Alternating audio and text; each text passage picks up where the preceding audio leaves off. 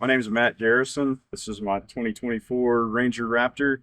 Came out to Utah to do the Ranger Raptor assault. Done a few things to the vehicle, put the light bar on. Probably the biggest thing is I'm big into mountain biking, so I have a Night Owl off-road topper on the back, deck drawers in the back, it's loaded down with camping gear.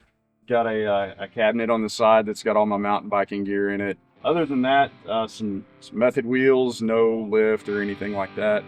But I'm here to get the seat delete kit in for this big dude. Excited to have a space for him that's more comfortable for the long rides.